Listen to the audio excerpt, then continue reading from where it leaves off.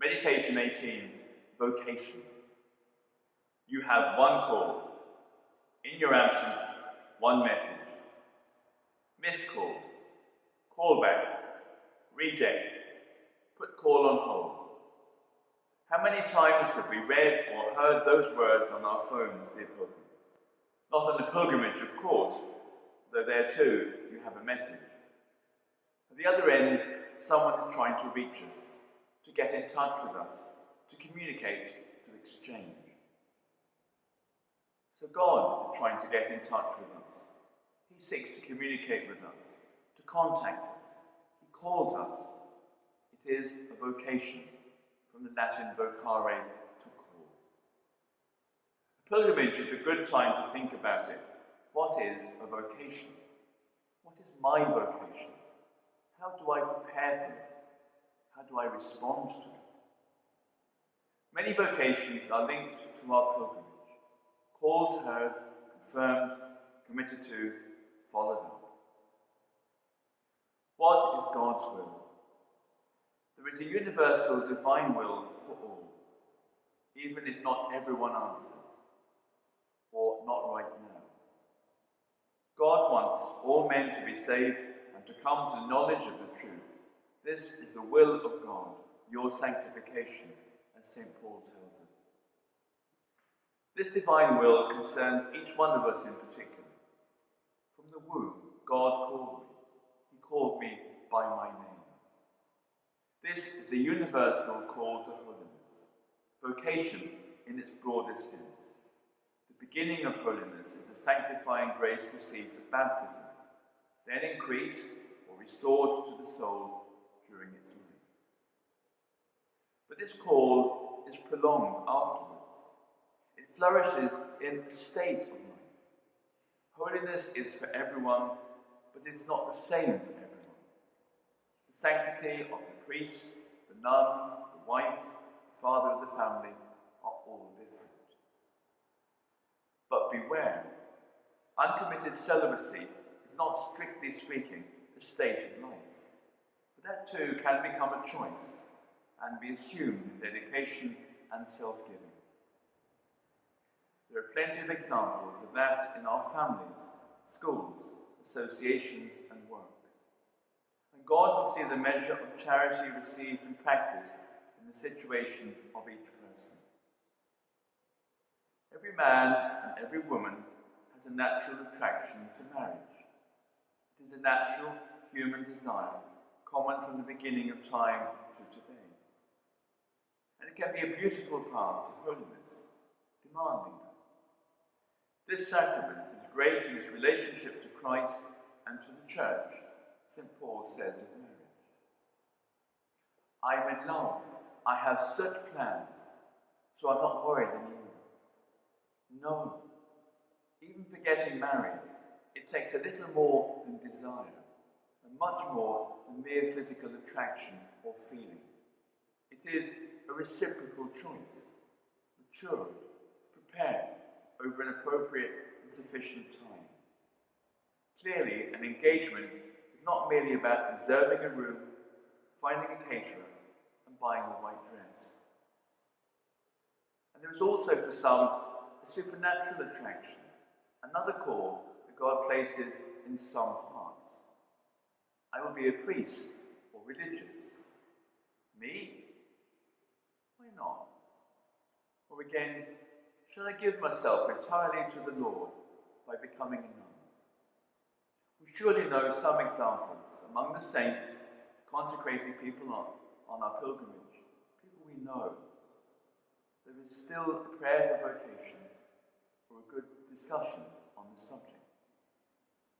And if we feel an attraction pulling in both ways, which is of course possible, as in the case of Blessed Karl Leisner, who hesitated for a long time between beautiful friendship, potential engagement, and the priestly vocation. In that case, stay internally and externally free. Yes, it's necessary and it costs. Let us be faithful and generous to our duties, to our present state. Let's still learn to prioritize desires. What do I want above all else? To know and fulfill the will of God for me. What is that will among these possibilities? Then, after a period of discernment, there may be a free and enlightened renunciation of a good, marriage and the family, for a greater good, priesthood, religious life. How will this come about? You will have recognized the question of the Blessed Virgin to the angel Gabriel in Nazareth. She wants whatever God wants, and she seeks the means to fulfill the divine will to respond to her vocation. A beautiful mystery, and a good example for whoever is asking the question about their choices in life. In passing, think a little about what would have happened if the Blessed Virgin had said no, or if she had hesitated, or disputed, since Zachary did, after all. If St. Joan of Arc had fled her voices, if the curé d'Ars had turned away. A vocation does not only involve your life and your soul. God may have many other souls hanging on it. It is a great responsibility that he presents to you. So how will that come about? With the grace of God, because nothing is impossible for God. But not without your freedom, not in spite of you. There is a true call from God, and there is also a real answer from us. It is not enough here to tap a key to pick up, take the call, answer. Some common ways to discern one's state of life and a possible vocation. Above all, prayer. Are you looking for what God wants for you? Then the first thing is to put yourself seriously at his disposal, before him, in his presence, a little every day. We must not only ask what God wants for us, but ask him, not only during this pilgrimage, but also afterwards. Save the date, people say today. So who will be there before Jesus in the Blessed Sacrament, in the tabernacle, or in the monastery? He waits, he listens, he enlightens, he calls. Your friends can wait a little, or even accompany you. Piety and a solid interior life. How often do you frequent Mass or the sacraments? With what regularity? And what spiritual quality? What little more generosity is possible? Frequent confession is a great source of holiness. It's also the way to have a pure, delicate conscience, attentive to divine inspirations. Mass and Eucharistic communion are the fruitful seeds of great desire and generous answers to divine calls. Personal formation. What is holiness? What is the priesthood? What is a religious life? What is marriage? What readings, talks, or lessons are needed to ask and to mind these essential questions? Discretion. Why? Not to choose lightly or even to appear to do so.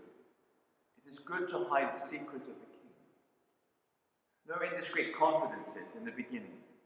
It is primarily a matter between your soul and God. There will always be time later to publish the work of the Lord, which is the vocation. Consult a priest or a nun, for God also acts, responds, and calls through intermediaries. Seek out the help of a priest, a good confessor, spiritual director. Make use of spiritual retreats, foundation and discernment retreats. Cultivate a real and primary friendship with Jesus Christ. That is a response to his love for us. Merciful, personal, infinite. This is what the young man in the Gospel read in Jesus' gaze when it landed on him. A friendship offered and waiting for an answer. Watch out for attachments and and detachment.